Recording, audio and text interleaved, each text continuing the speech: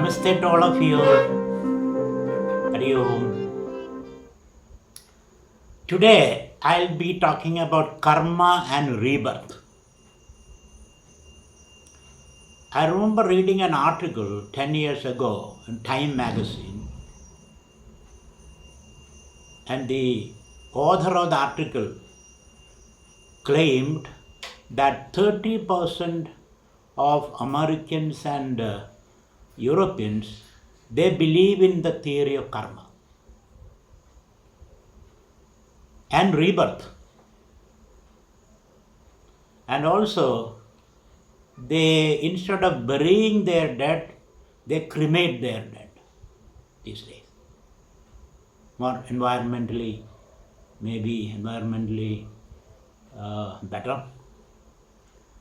So the article claimed that 30% of Americans and Europeans have become Hindus.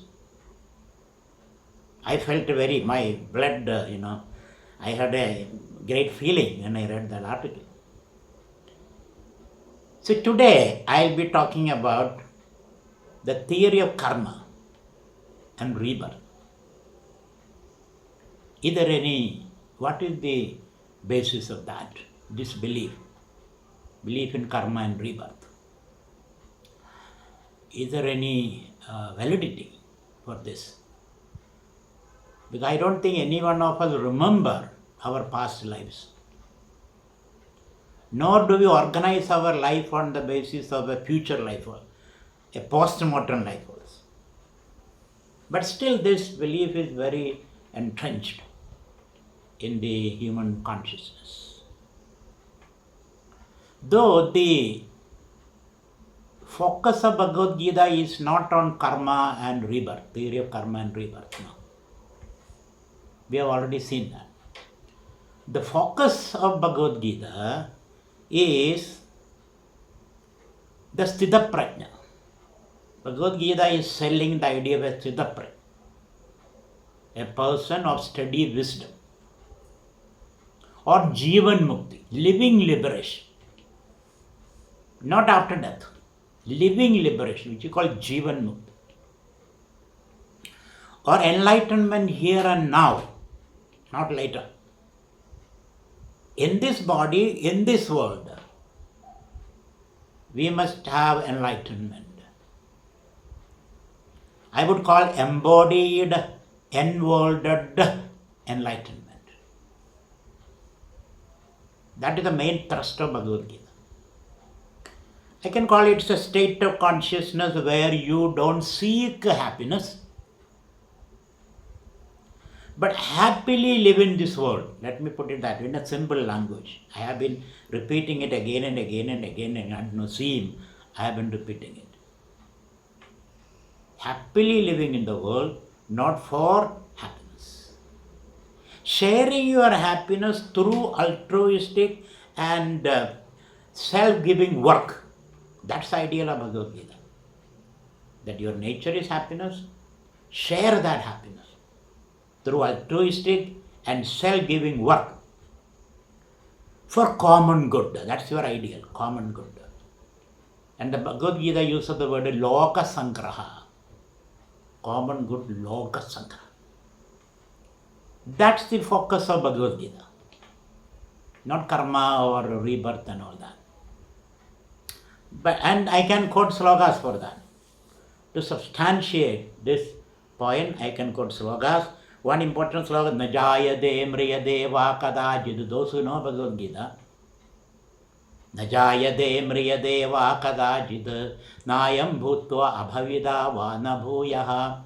Ajo Nitya Shashvadoyam Puranaha. Nahanyade Hanyamane Sharire. That's one sloka from Bhagavad Gita. That yourself is neither born nor will it die. It is immortal. Even if the body perishes, the self doesn't perish. This is the ideal of Bhagavad Gita. Another sloka I can quote is Sarva Bodhastam Atmanam Sarva Bodhani Cha Atmani Tam Itshade Yoga Yuktatma Sarvatra Samadarshanaha. A yogi sees herself in all beings. In all beings. That is a state of a yogi. Yogi sees himself or herself in all beings, including the trees and the animals. He sees or she sees herself. Sarvatra Samadarshana. And then another sloga is Sarva Bhudatma Bhudatma, who sees herself or himself in all people. Sarva whose self has become the self of all. Another sloga, Sarva Bhudatma Bhudatma. So these slogas substantiate my thesis that Bhagavad Gita's main thrust is not in karma theory or rebirth. But still, Bhagavad Gita is talking about that. There must be some reason. There must be some reason in that. So, Bhagavad Gita also offers a supplementary or alternate philosophy or worldview. In the second chapter, you find some slogas. Atha chainam nityajadam nityam va manyase mrudam tadhabitvam mahabaho naivam shojidam arhasi. Or let us take for an argument's sake, Bhagavad Gita says, if you think you are born and dead, you are subjected to birth and death. If you think like that, that's not Bhagavad Gita's thrust, please. Bhagavad Gita's thrust is to make you realize you are immortal, you neither take birth nor do you die. These are all just illusions. Your real nature is happiness. Enjoy that. Then you go beyond time, space, etc. That's the main thrust of Bhagavad Gita. But Bhagavad Gita says, just for argument's sake, let us say you take yourself to be one who is taking birth and then you die. And Bhagavad Gita says, if you believe in that, once you are born, death is certain, he says. Jadasya dhruvo mriti. The born shall die. That is an iron law. The born shall die. You cannot escape that. If you consider yourself to be one who is born, then death is certain. Prepare for that, Bhagavad Gita says. And Bhagavad Gita gives you a lot of techniques how to prepare for death. If you live a Gita way of life, you will know death is approaching. 6 months before you will know that. Death is approaching. The final exit strategy is very important, which we are trying to avoid. We are trying to forget it. But we all shall die. If you are born, you shall die. So Bhagavad Gita gives a final exit strategy. And a person who lives the Bhagavad Gita way of life will come to know 6 months before, he says, that my time has come. So you must reduce your eating, reduce your talking, reduce thinking and worrying, and sit in cross-legged, do deep breathing, align with your breath, and then chant Om, focus on that. Then when you drop the body, you will merge with the Brahman or God or whatever. So he gives a lot of strategy. In the 8th chapter, you can read that. So, Bhagavad Gita says, if you take yourself to be one who is mortal, then you have to die. There is no other option, he says. And I can quote a lot of slogas supporting this in Bhagavad Gita. Dehinosmin yatha dehe kaumaram yavvanam jara tada dehantara prapti dhirastatra namuhyadi. If you are a deep meditator and think that you are immortal, but still you meditate, and then you understand just as the soul or the self goes through various stages of life. What are the various stages of life? Birth, childhood, youthhood, old age, sickness, and then you die. And be ready for that, you see. Be ready for that. But still the soul is immortal. Soul is there. Soul goes through these various stages of life, and finally the soul drops the body, then goes to take another body, he says. Dehinosmin yatha dehe kaumaram yavanam jara tatha dehandara praptihi dhiraha tatra namuhyati. That is another standpoint you can take. Again, Bhagavad Gita says, Vasamsi jirnani yatha vihaya navani ghrannadi tata. Just as you change your old clothes. You do that, isn't it? When new clothes comes, you change. You get into the new clothes and discard the old clothes. Similarly, the Dehi takes to new clothes and discard old clothes, he says. What is the old cloth? It is the old body. When body becomes old, when it doesn't listen to you, isn't it? When you are 70, 75, you cannot hear or taste things or see properly, or you cannot walk properly, you cannot climb up the steps, you cannot run behind your grandchildren, you get exhausted. Your body is not listening to you. You have the will, but the flesh is not willing. Then what do? You want to discard this body. Like even you discard an old clothes. And you take new clothes. You get new bodies. Because you have been preparing for that. All the karmas you do in this life, in this body, it will give you rich rewards later. If you do bad karma, you will get a bad body. Good karma, you will get a good body. So, dehinosmin yatha dehe kaumaram yavanam jara tatha dehandara prapti. Thus, you get into very interesting story, isn't it? Similarly, he says, Yoga brishtaha abhijayate srimadam gehe yoginameva kule. Another slogan in Bhagavad Gita. Yoga brishta means one who was practicing meditation and yoga and doing good deeds, and he was suffering in this life.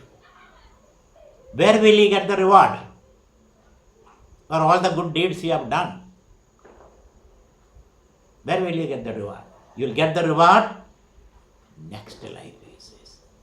You will get into a new body, in a good house and good family.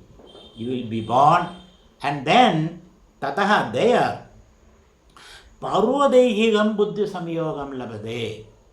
There you can get connected with the old karmas, old good deeds you have done. You get connected and you get an advantage, and you can start from there. Bhagavad Gita.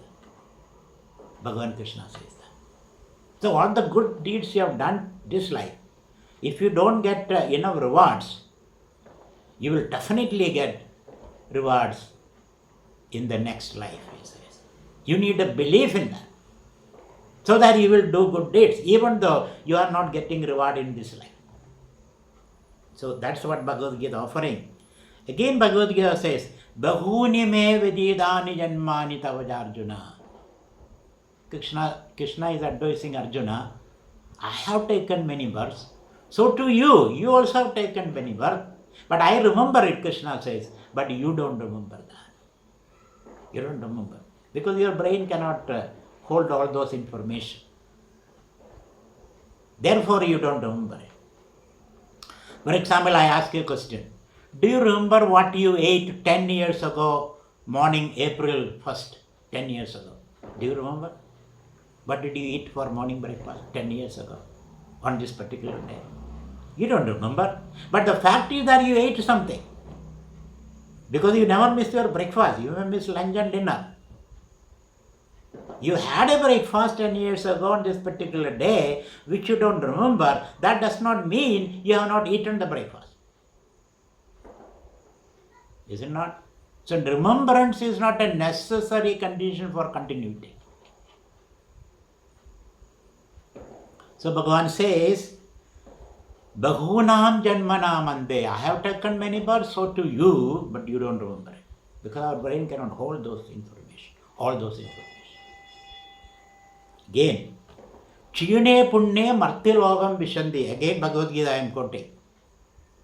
People, after doing good karmas, go to a higher world, and when the punya is exhausted, they will come back again into the human world again to do new karmas and get into higher worlds.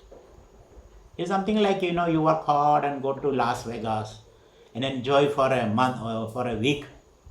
Then you come back. When the money is exhausted, you come back. Similarly, Bhagavan says when you do karmas, good karmas, you get good reward later. If not now, but later you will get it. So again, there are slogas. Hadova prapsasi sargam jittva va bochyase mahim. To inspire Arjuna to get involved in the worldly activities, Bhagavan says, if you win, you can enjoy the world. But if you lose as a brave person fighting in this world, you can get a heaven. Therefore, do your duties. So there are many slogas in the Bhagavad Gita which talks about karma and rebirth. Therefore, I thought we must give some attention to what is this? What is this Bhagavan talking about? Karma, rebirth in a new body. Because this is not part of your present experience. You don't remember having a previous birth. Nor are you planning your life for a life after death. Most of you are not planning. But Bhagavad Gita says better you plan. If you are a wise person, better you plan. Because when the real situation comes, then you think, oh, I should have done something. You will regret. So do something right now. Bhagavad Gita. And Upanishad also says, Yoni manye prabhadyante yatha karma yatha sudam. The Upanishad is one of our pramana granthas. And we have to give a little attention to what the Upanishad says. The Upanishad says, Yoni manye prabhadyante yatha karma yatha sudam. According to your karma in this life and the intention behind the karma, after death you get into new bodies, new experiences, depending upon what you do and the intention behind what you are doing. Your actions are, the quality of your actions are determined not by just what you do, but the intention with which you are doing. For example, I give you an example. For example, a doctor takes a knife, cuts your body. It's a very cruel act, isn't it? It's a cruel act, apparently, because cutting your body, giving you pain. Even if you are under anesthesia, after the surgery you get pain, isn't it?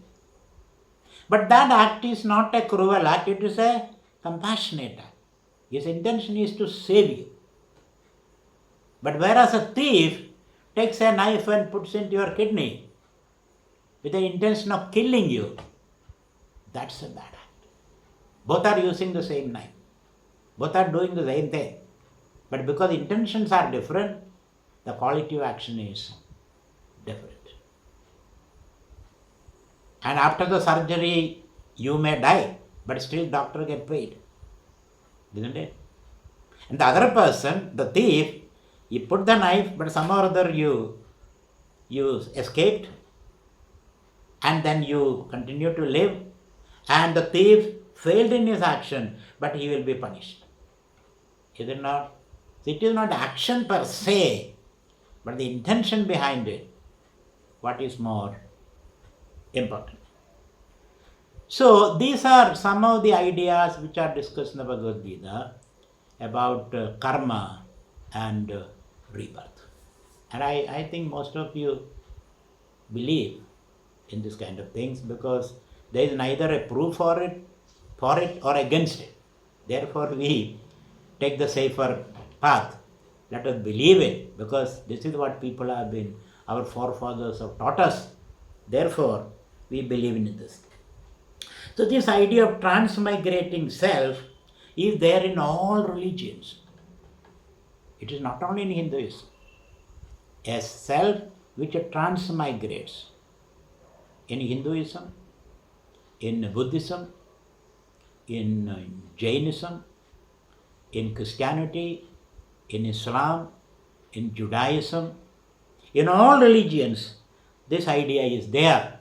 So we have to give some attention and some time to discuss what is the purport, what is the basic spirit behind this. Because this idea has been continuing since generations. So there must be some wisdom. They are trying to communicate something through this. What are they trying to communicate by this theory of karma and rebirth?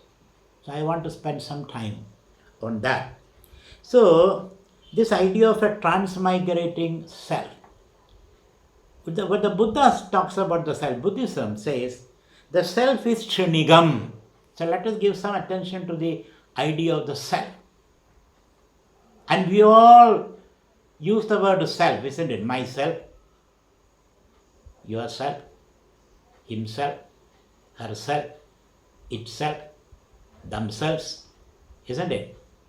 We all use that word self, indicating something very deep. So, all the religions believe in that, and Buddhism believes, or the Buddhist theory is, the self is not permanent. There is no permanent self. You have a self, but the self is Shanigam, momentary, constantly changing. That is the Buddhist belief of the self. And there is a truth in that also. Our self constantly changes, isn't it?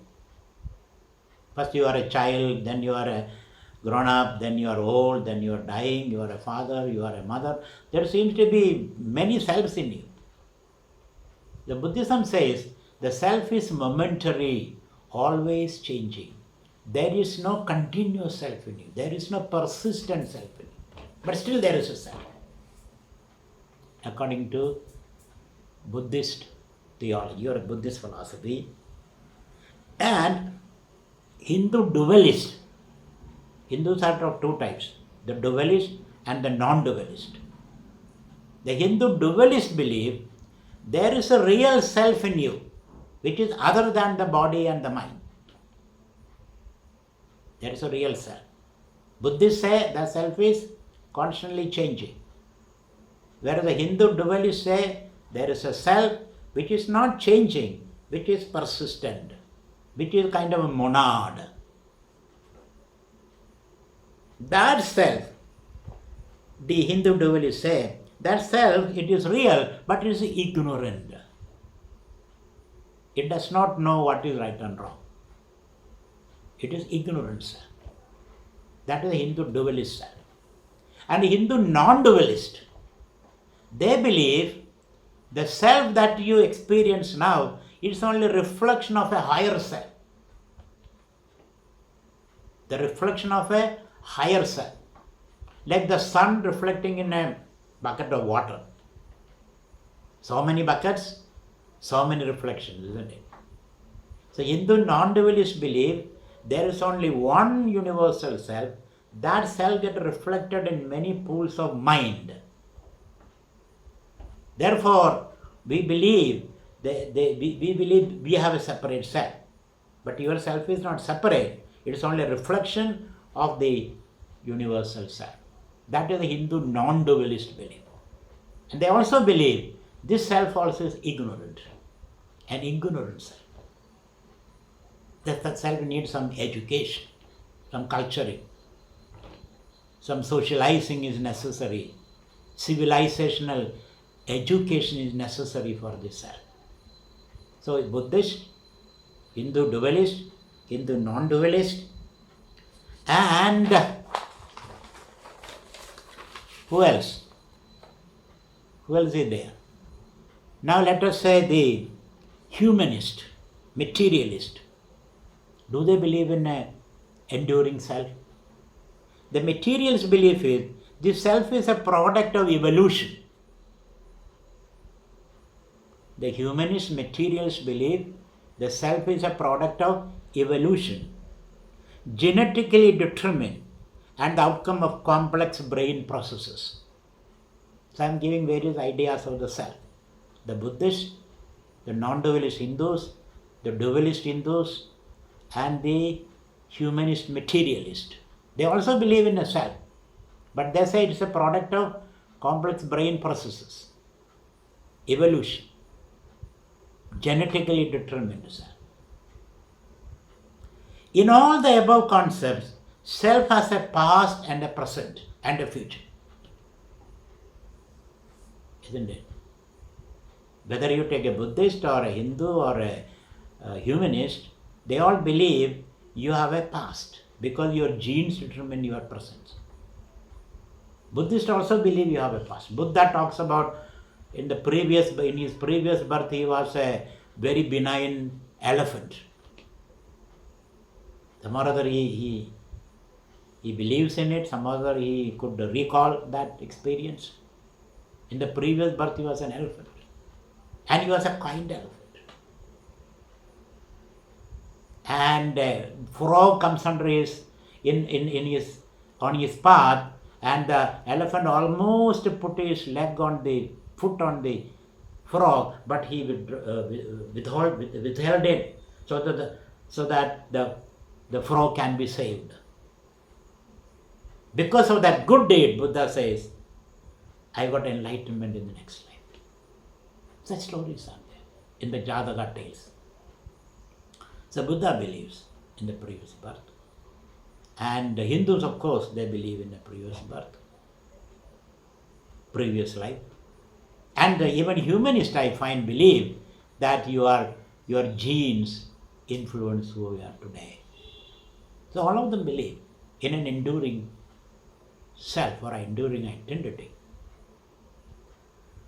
Now, but the Islam and Christianity and Judaism, they believe in a self, but they don't believe the self has a past. They believe that self has a future. After death, the self goes either to heaven or hell permanently. On the judgment day, it will be decided. So, their idea of the self is slightly different. I bring all these ideas for your contemplation so that you get a nuanced understanding of this mysterious entity called the self. And we are talking about the self all the time.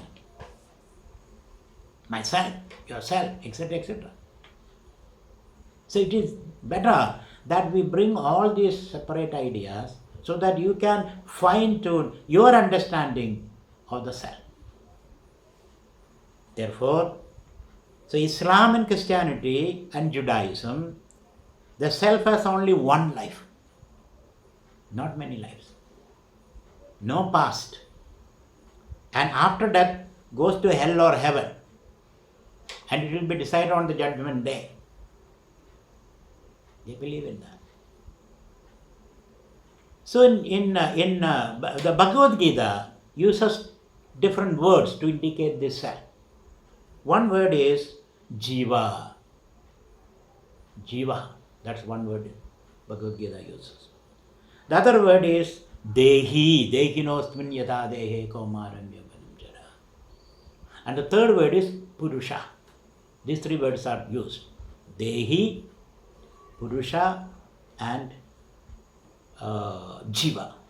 These are the words used to indicate this self.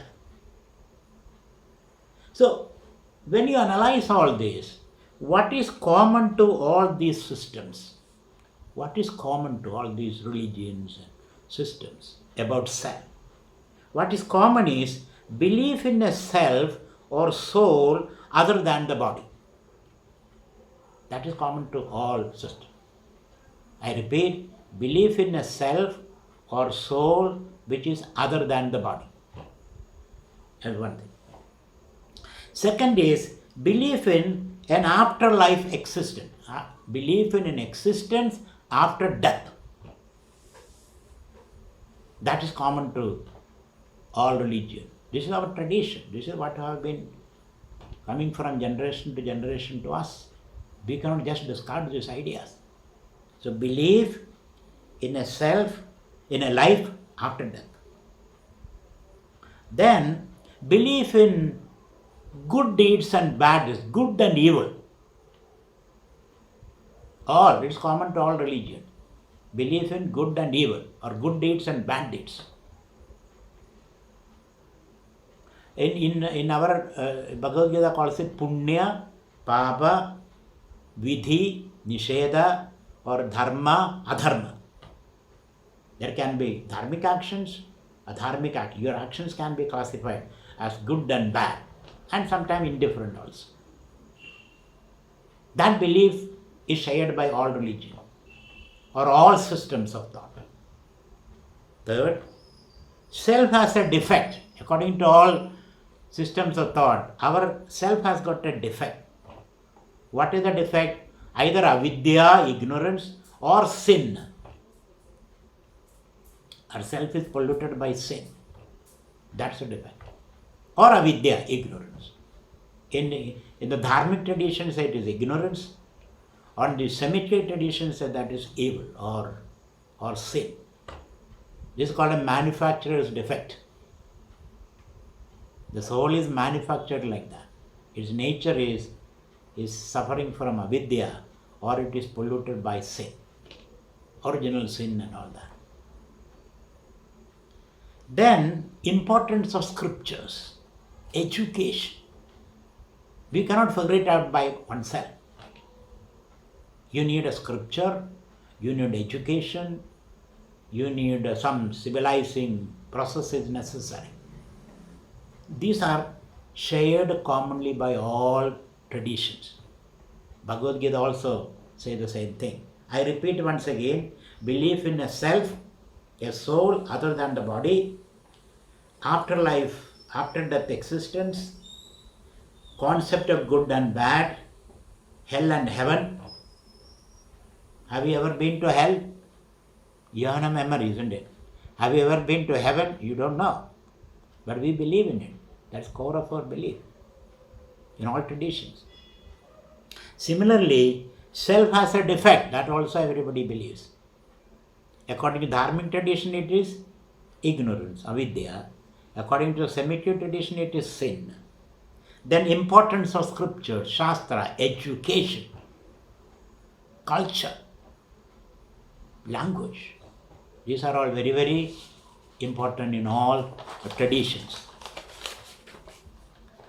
Now, how do you make sense out of all this?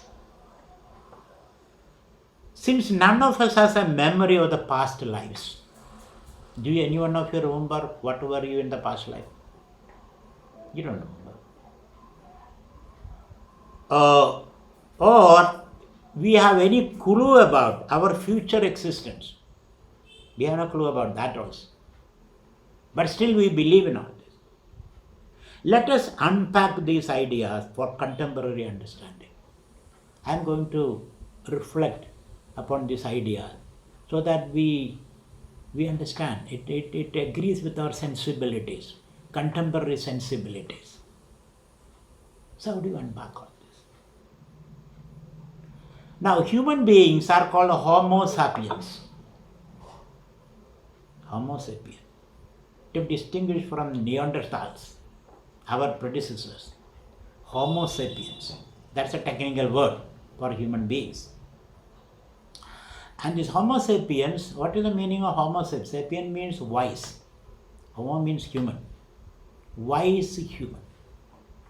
That's a word used presently to refer to us, human beings, wise humans. So I'll be using that word, Homo sapiens. What is common to all these ideas are the following idea. Homo sapiens are not just physical beings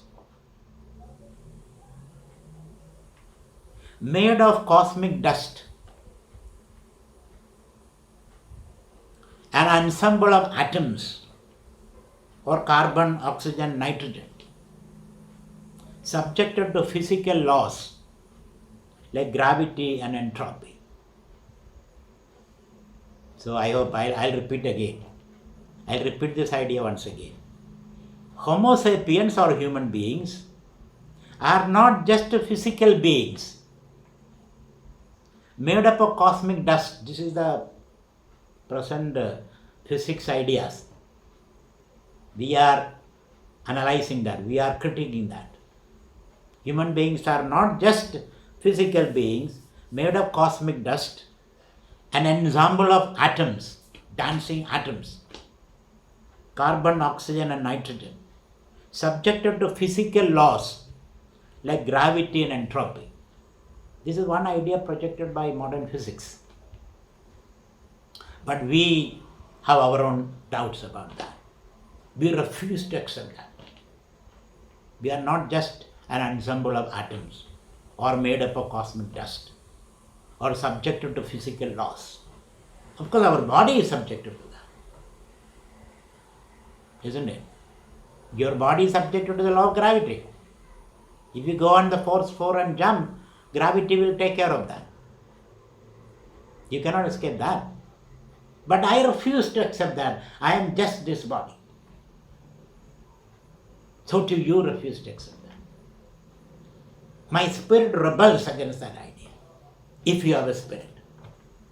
If you don't have a spirit, then I can't help. But personally, I refuse to accept this idea. I am just a body subject to physical laws. That is what Bhagavad Gita also says. You cannot accept that. Another idea which is floating around is Homo sapiens are biological beings. Biological beings. Subjected to evolution and genetic programming. Condemned to a life to eat, sleep, mate, fight and die. That's another idea floating around. That Homo sapiens, human beings, you and I, what are we? Just biological beings subjected to evolution and genetic programming, condemned to a life of eat, sleep, mate, fight and die. What else are we doing? Tell me. This is all what we are doing. Eat, sleep, mate, fight and die. Are you going to accept that idea?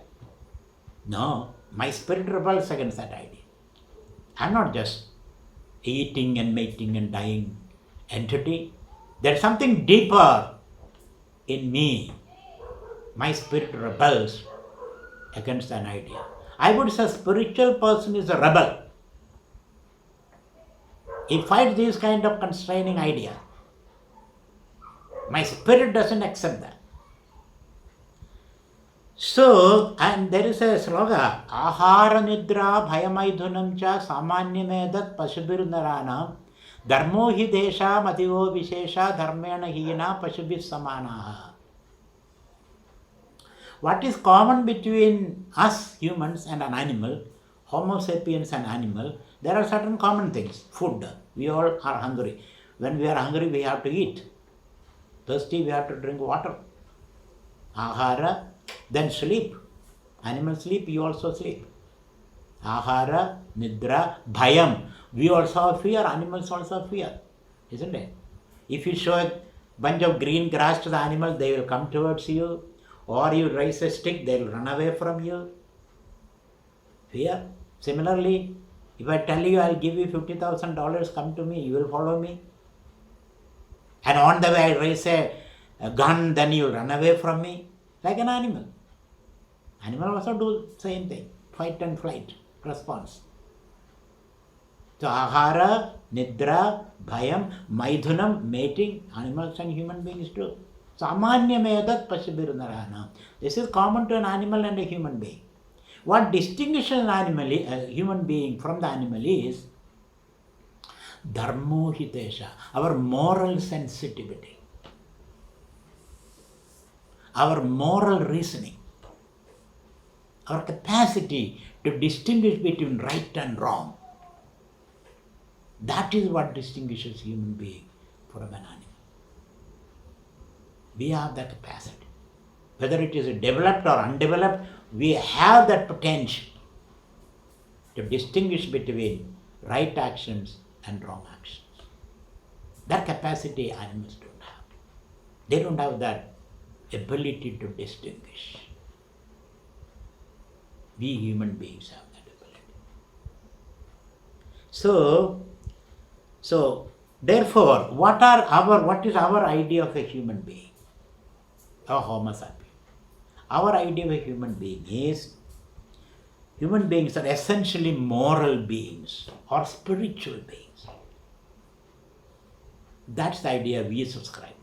That's the idea Bhagavad Gita subscribe. We are essentially spiritual or moral beings. With agency, we have an agency. What is agency? We can act. We can will and act. Agency is there, and then we say, I did it. An animal doesn't say that. A tree doesn't say that. Isn't it? If you sit under a tree and a branch falls on your head and you get injured, you don't blame the tree because tree has no agency. You don't blame the tree. Tree has no agency. Or you stand behind a buffalo and buffalo lashes you with his dirty tail. You don't blame the buffalo because buffalo has no agency. But if I hit you, then you blame me because I have agency. So human beings have agency. Animals doesn't have agency. Not trees have agency. Not a stone has agency. So we have agency. That's the quality of ourselves. That's what you call you are a moral being or a spiritual entity. The agency, we have autonomy. What is autonomy? I can choose my own actions. I have the freedom to choose my action. So we have agency, autonomy, responsibility, and freedom of choice, and capacity for moral reasoning. What is moral reasoning? The ability to distinguish between right and wrong, good and bad, hidam and ahidam, what is desirable and what is undesirable. That ability to distinguish, to deliberate and distinguish between good and bad is a special property of human beings. No other creature in the world has that capacity. That is what makes us unique in creation. That is what distinguishes us for other animals. So that is why we say we are moral beings or moral entities, spiritual entities. And we have to own up that ability. This is called Viveka Buddhi. Bhagavad Gita calls it Viveka Buddhi. To distinguish between right and wrong.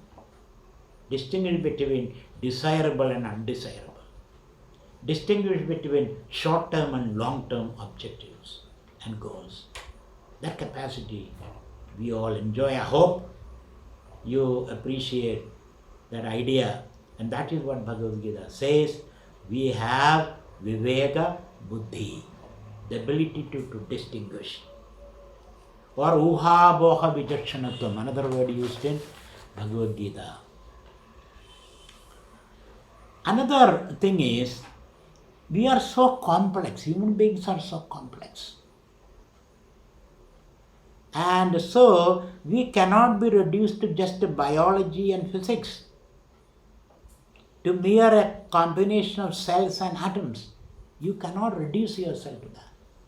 Then you are missing out a lot of things. It's like a flower. When you take a flower, you can say it is a combination of cells or combination of atoms. But flower is something more than that. It has got a beauty. That beauty you are missing. So you cannot reduce the flower to just a combination of atoms. Then you are missing the beauty. So we have to understand the flower holistically rather than reductionistically. You cannot reduce the beauty of the flower into just atoms and protons and neutrons. There is something more. In the reductionistic enterprise, we are missing a lot of things, lot of dimensions. So we refuse to accept that philosophy of reductionism. Once I was going on for my morning walk, and I saw a beautiful frog, with its big eyes and then its tongue rolling out, and then it is hopping on the road. Such a beautiful sight. Suddenly a car comes and runs over it, and it was reduced to flat tire, flat hide, let us say. The beauty is lost, isn't it? The frog is dead. Now it is only just a little bit of hide or skin flat on the ground. There was the beauty before. So we are missing that. So human beings are complex and whole. You cannot reduce them into fundamentals. Then you are missing a lot of things. So one has to understand just a flower or a human being is to be understood holistically, not reductionistically. That's very, very important. So don't reduce me to just biology and physical things. I have something more in me, which is my spirit, my soul, my Atman. Now another idea is, but these are all Bhagavad Gita's ideas. Though Homo sapiens are often subjected to impulsive actions, behavior, their moral faculty or conscience, we have something called conscience, we are self-aware people. We have something called conscience, a moral faculty, can be awakened. This moral faculty can be awakened for higher purposes. For higher purposes. What are those higher purposes? And that awakening is possible through education. Education is necessary. Using language. The higher purposes are like enjoying beauty. An animal cannot enjoy beauty. We can do that. So higher purpose, enjoying beauty, like enjoying a poem or a music or a painting. That's the greatest achievement for us. Don't give it up. Enjoying beauty. Or wondering at the majesty of the night sky. Only we can do that. And we can get lost in that. Wondering at the beauty of the night sky. Or for empathy and compassion.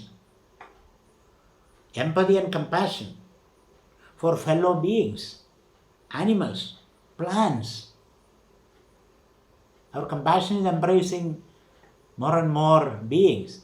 Earlier our compassion was only towards our neighbors, fellow human beings. But now we are talking about animals, plants, trees, rivers. Be compassionate to your river. Don't pollute it. Be compassionate to the mountains. Be compassionate to the ocean. So compassion. We are capable of that. That's why we are now talking about slavery was bad, wrong, or racism is wrong, rape is wrong, child abuse is wrong. All these ideas we have. Because we are capable of that moral reasoning and develop that capability. So, empathy and compassion and the unity of nature and get engulfed in our bliss. That also we are capable of. The unity of nature. And when you understand the unity of nature, then that's called bliss. That engulfment in bliss is possible for us. All these are very, very important. And we cannot miss out on this. And so Homo sapiens are again, another interesting thing about human beings are, we are story makers and storytellers also. And I find some of the greatest truths are told in terms of stories. So, We are storytellers, not just discoverers of physical laws and inventors of tools. We are not just discoverers of physical laws and inventors of tools. We are story creators. And the stories are better description of truth than objective sciences. You can make a story. The story may say truth. The story reveals the holistic truth. Science reveals only part of the truth. Only a story can tell the whole truth. And what are the stories? The greatest story is that of God. We tell the story of God. The ultimate perfection. The ultimate perfection. Perfection in terms of goodness, beauty, truth, equality, justice. Don't give up that story. That story is very important for us. The story of God. Maybe it's our invention, but it's our aspiration. It reflects our aspiration. And mind you, we are living in a world where there is no meaning, no purpose. People are committing suicide. They are depressed because there is no story. There is no inspiring story. There is nobody to come and tell you, get up and listen to this story. So in this world, modern world, where we have lost all meaning and purpose, blind evolution, meaningless cosmic dust, we need these stories. Don't give up these stories. The story of God. That's a story we are telling our children, to ourselves, which is very, very important. Similarly, the story of an immortal self and this mortal world. We are living in mortal fear. This story is very important of an immortal self. Good and evil, that also is an interesting story.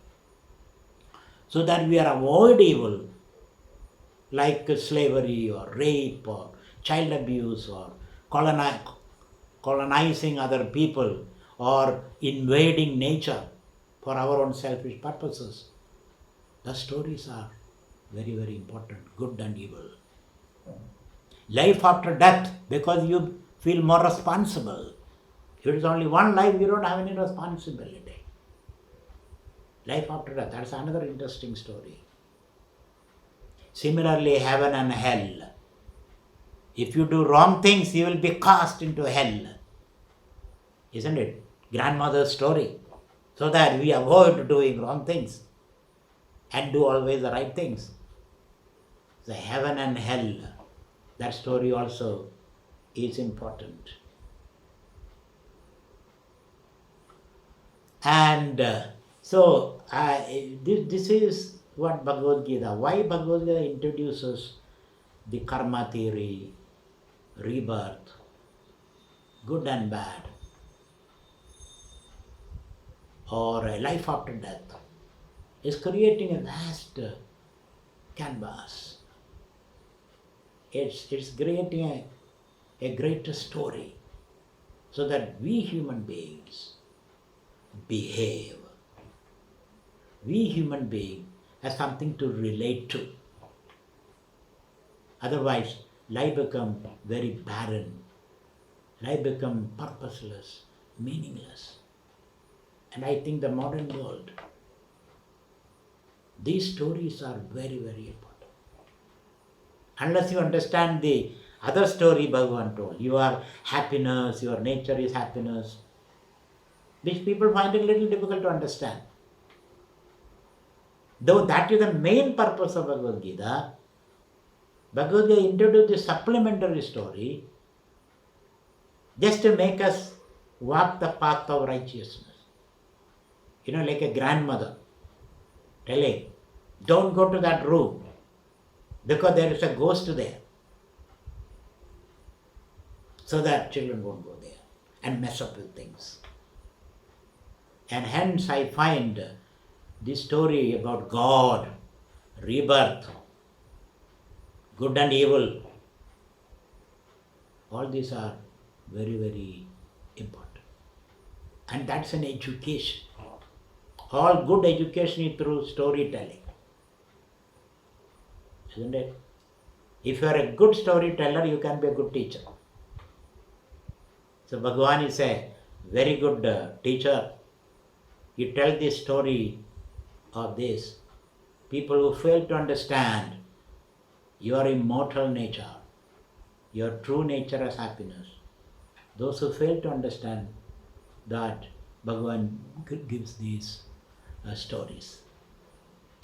So that is my take on the karma theory and rebirth. Though we have no experience of that, this story is very, very important. Let us tell this story to our children and grandchildren so that they can ask you questions. But in storytelling there is no question. You don't ask any question, isn't it? Just take the story as it is and understand what is the purpose of that, what is the motive behind telling these stories. Though you have no direct personal experience, because our brain is not capable of understanding things holistically. Our brain always thinks linear. Our thinking is always linear thinking. As a result of that, in this linear thinking, we miss out a lot of truth, lot of dimensions of truth. Very important that we keep these stories so that we lead a dharmic life. We avoid doing wrong and we always do right things. Thank you very much. That is my take on karma theory and the rebirth. Think about that, why these stories are told, and if you become wiser and wiser, Bhagavan will take you to the philosophical truth. Otherwise, these stories are very, very important. For a children, these stories are important. When you are grown up, adult, then we have the real philosophy. So Bhagavad Gita swings between these two, the storytelling, and when you ask a question, it's something like a child asks, Mommy, what is this rain? What is this thing called a rain? Then Mommy is not going to say the sun heats up the oceanic water and the water get lifted as vapor and they collect as clouds and they go and get stuck on the mountain peaks and then they precipitate as water and all that. Child won't understand all this. The mother will say, there is a huge elephant up there. Do you see that? A huge cloud is an elephant and it takes water with its trunk and then splashes on you. And child say, that I understood. That I understood. Then when the child grows up, the child says, Mommy, this is not right. There is something more. Then you will tell the real truth. Gudate vardhadevasa gadujim shraddhaya piba. When the mother gives medicine to the child, bitter medicine, for some illness, child doesn't want to take it. The mother will say, baby, if you take this medicine, your hair will grow lustrously. Then the baby says, then it's okay. I'll take that medicine. Later the child is not going to blame you for telling that lie, that story. But the story is very important in guiding the child to the right path. So Bhagavad Gita engages in the storytelling as well as the truth-telling later. So those two things are there, you find in the Bhagavad Gita. So that's it for as far as karma theory is concerned and rebirth is concerned. And next week, I'll be talking about the 3 wrongs and the 3 rights. 3 wrongs and 3 rights. Human character has got 3 defects and there are 3 corrective steps that Bhagavan talking about. I'll be dealing with that in the next talk. Till such time, thank you very much.